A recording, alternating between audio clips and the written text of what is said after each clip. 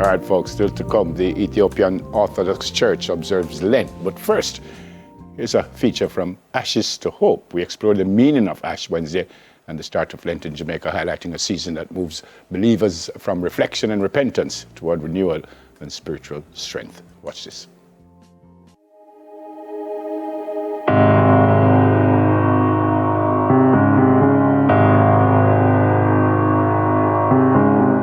Across Jamaica today, thousands pause from their busy routines to observe Ash Wednesday, the sacred beginning of the Lenten season.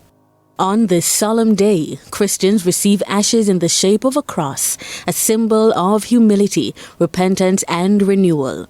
The ashes, often made from burned palm branches, are gently pressed onto foreheads with the ancient reminder, "Remember that you are dust, and to dust you shall return." It is a moment that is both sobering and sacred. The ashes speak of life's fragility, how quickly seasons change and how fleeting time can be. They also speak of grace, of a God who restores, renews, and redeems.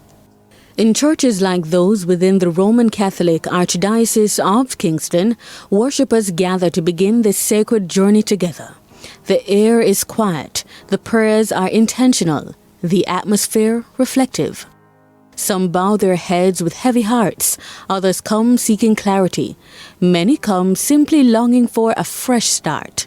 Ash Wednesday marks the start of Lent, 40 days of prayer, fasting, and giving. It is a sacred season of reflection leading up to Easter Sunday.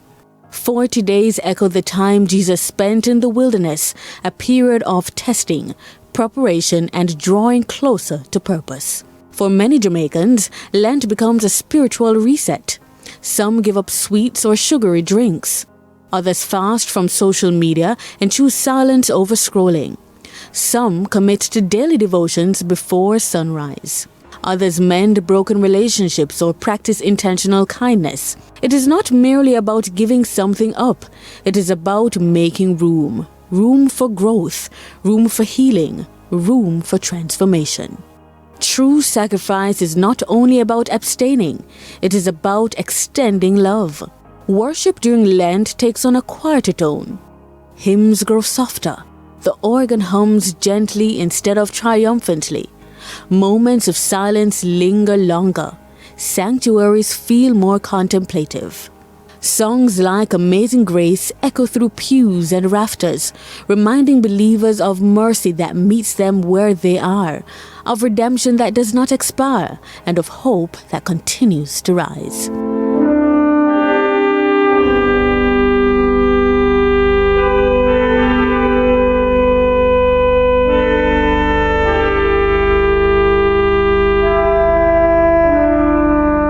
Ash Wednesday calls Jamaicans to slow their steps in a fast-moving world, to examine the hearts beneath the routine, and to consider not just where they are, but who they are becoming. As ashes rest gently on foreheads across the island, they leave more than a visible mark.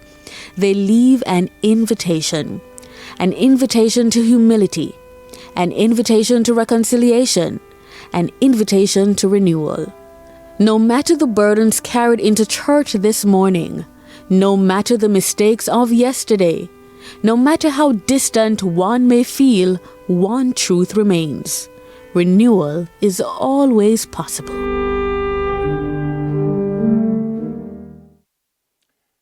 Interesting.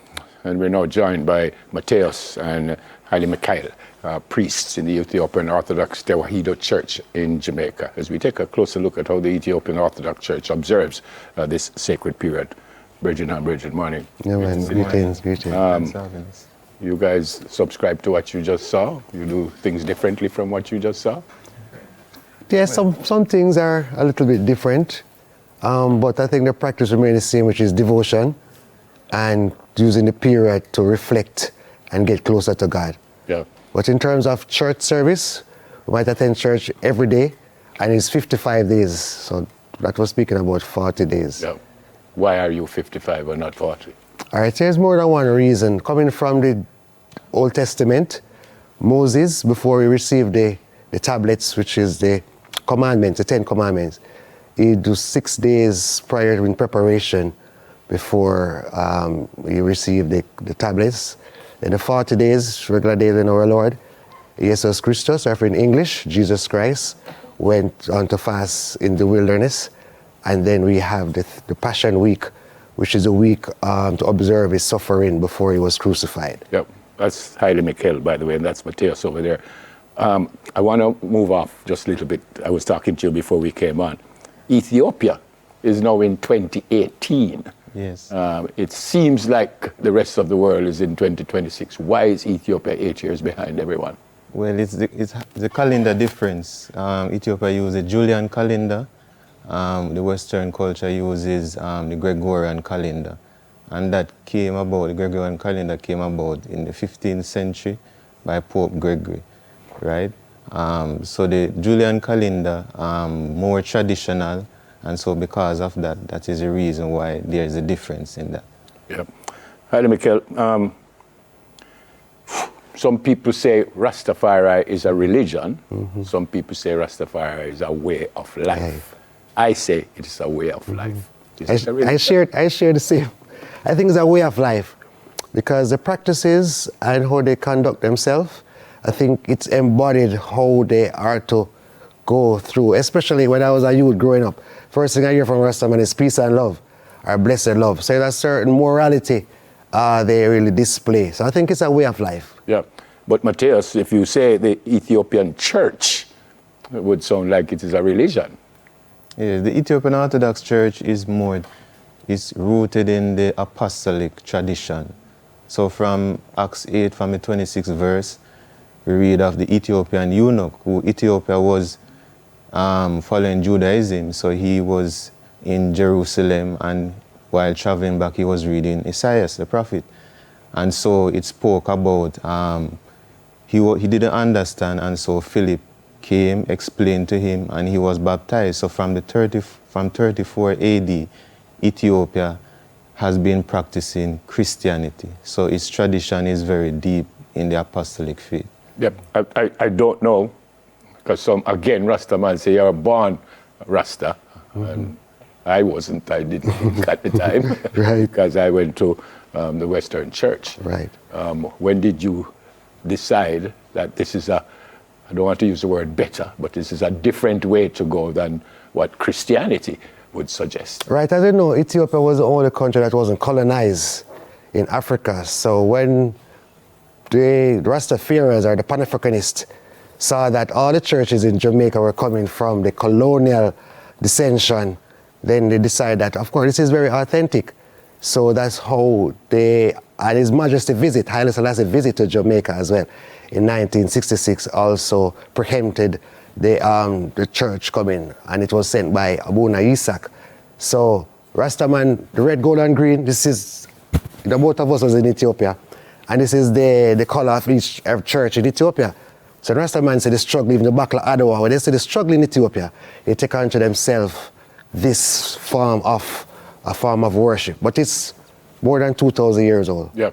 And Mattewos, how do you ask your congregation to recognize Lent? Is it different from the Christian calendar that people give up things and stuff like that? What do you ask them to do? For us, it's more than just giving up, it's gaining, because fasting for us as Orthodox Christian is embedded in love. Because a lot of times what we find is that we focus too much on the dietary aspect, which is the abstinence aspect of not eating certain things and stuff. Yeah. But it's more deeper than that, because the spiritual aspect of it means that you're praying more, right? You're exercising more kindness, more compassion, more love.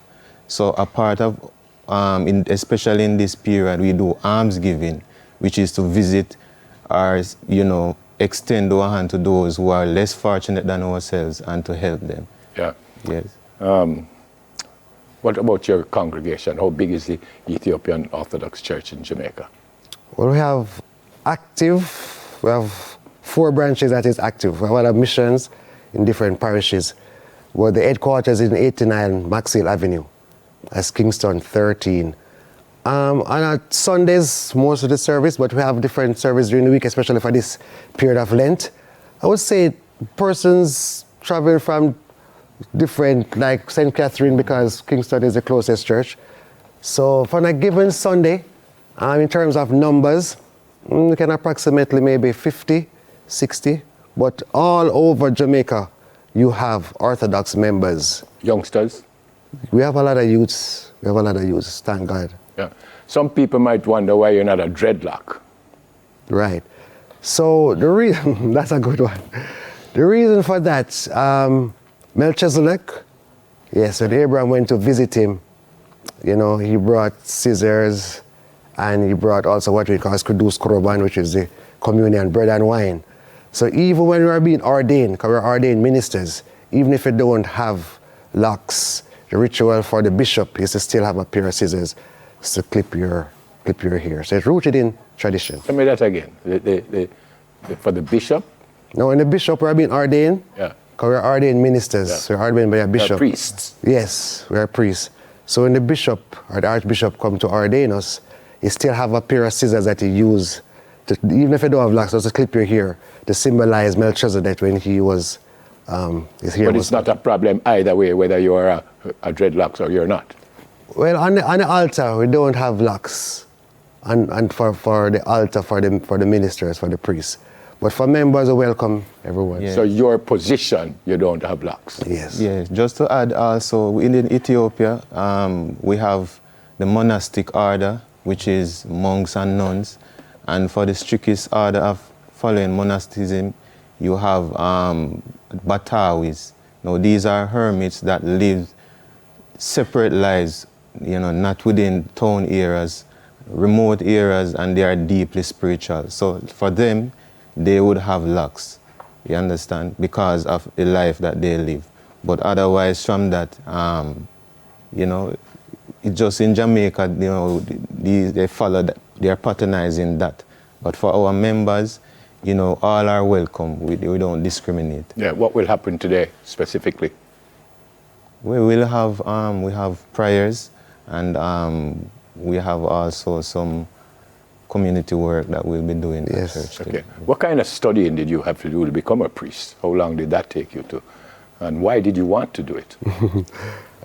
So first you have to be like an agnos, like a reader, and then you become a deacon. I was a deacon for 2 decades. Mm-hmm. Yes, and then I was ordained a priest. So you have to study Ethiopian tradition, especially. But the most important thing is the humility. I think that is what God sees and what people see for you to be a priest. But like the laws, the canon of the church is very important. In our church, we have Geese and Amharic to carry out the service, so we have to study that as well. But Orthodox is life. Yeah. I'll be studying for the rest of my life. Yeah. One of the tenets of Rastafari is repatriation. Mm-hmm. You plan to move to Africa, Mattewos? Well, I actually studied in Ethiopia for 6 months. I studied the language of Geese and theology as well. So, Africa is our home, so I always encourage everyone to visit, because being there, when I came back, it changed my life because of the perspective.